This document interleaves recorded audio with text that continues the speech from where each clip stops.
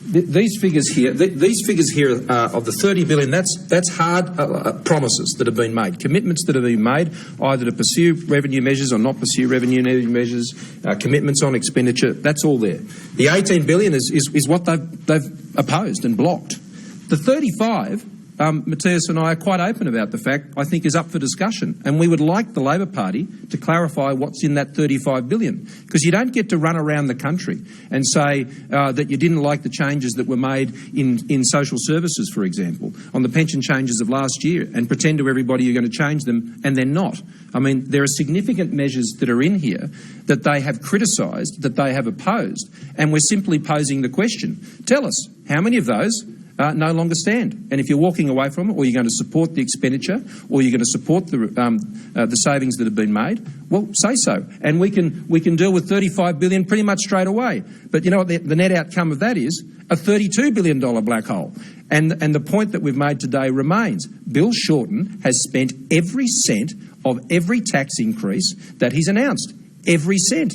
And every cent of every tax change that he says he won't proceed with. He has no money to spend on any of the commitments that he's made in this election campaign, and indeed before them. Sorry, if the 35 billion's up 35 billion, that's where you're guessing that Labor will spend money. No, read the document. These are specific commitments and statements that have been made by Labor shadow ministers and their leader talking about their opposition to those measures.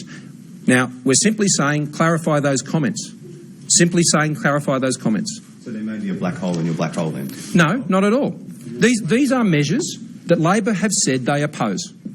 Now, until they say they support them, well, it's for Labor to clarify. But worst case scenario is $67 billion. Best case scenario is a $32 billion black hole. Either way, Australians will pay more for what Labor is claiming at this election. They'll pay it more in higher taxes than what Labor will admit to. They'll pay more in terms of higher deficits and higher debt. We have seen this all before from Labor, and I think the Australian people understand that. They took a $20 billion surplus and turned it into a $54 billion deficit in just 2 years. That is extraordinary. And Australians know that before an election, Labor say it'll be all right, we're really good with money. And then they know what happens after there. And they are asking the question, Bill, where's the money coming from? Well, at least 32 billion, and as much as 67 billion, they are well behind.